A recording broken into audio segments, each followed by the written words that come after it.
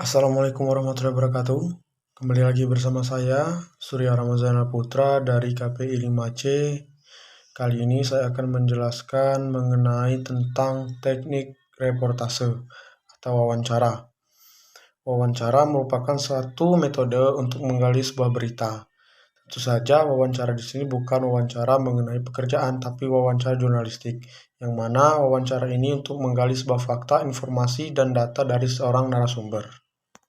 Adapun tujuan dari sebuah wawancara yaitu adalah konfirmasi sebuah berita, melengkapi data yang kurang detail, mendorong narasumber berbicara menggunakan fakta, menyambung kesenjangan hubungan antara narasumber dan media. Wawancara memiliki dua model. Yang pertama model langsung, yaitu kita langsung bertatap muka bersama narasumber, dan kedua adalah model wawancara tidak langsung, yang mana kita menggunakan perantara media seperti sosial media, chat, telepon, maupun email.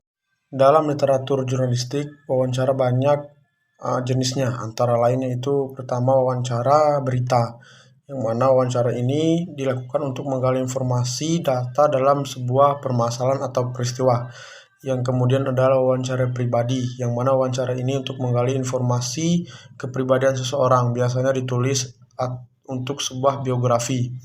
Yang ketiga adalah wawancara eksklusif, yang mana wawancara ini tidak ada media, tidak ada wartawan, hanya seorang yang mewawancarai dan narasumber. Yang keempat adalah wawancara sambil lalu, yang mana wawancara ini terjadi secara langsung, tidak dirancanakan, tanpa ada perjanjian kepada sang narasumber.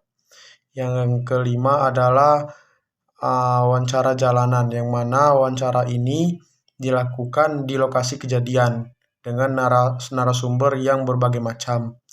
Kemudian adalah wawancara tertulis, yang mana wawancara ini biasanya dilakukan melalui email. Dan kemudian adalah wawancara cegat pintu, yang mana wawancara ini dilakukan mencegat narasumber, seperti contohnya adalah pelaku korupsi ketika keluar dari gedung KPK. Nah, untuk melakukan wawancara ada beberapa tahap persiapan untuk sebelum melakukannya. Yang pertama yaitu menentukan topik. Yang kedua adalah memahami masalah yang ditanyakan. Seorang wartawan tidak akan mungkin mewawancari orang dengan kepala kosong. Yang ketiga yaitu menyiapkan pertanyaan. Kemudian keempat, menentukan narasumber, dan kelima adalah membuat janji kepada narasumber. Wawancara sudah dilakukan, maka selanjutnya kita akan melakukan sebuah wawancara. Pelaksanaan wawancara yang pertama adalah datang tepat waktu.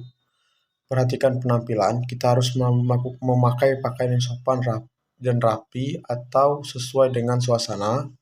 Yang ketiga adalah kenalkan diri. Yang keempat, kemukakan maksud atau kedatangan kita.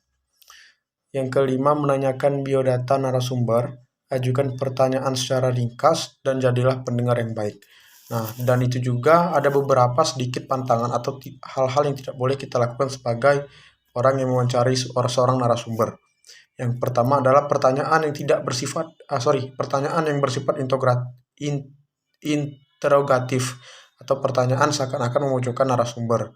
Yang kedua adalah hindari pertanyaan yang hanya butuh jawaban ya atau tidak.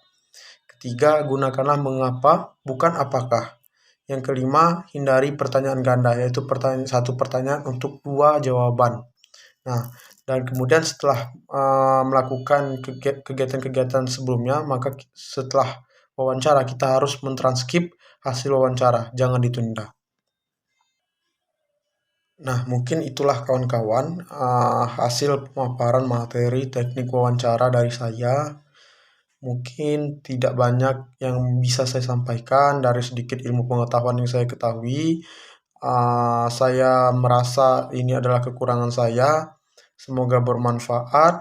Saya akhiri. Wabillahi taufiq wal hidayah. Wassalamualaikum warahmatullahi wabarakatuh.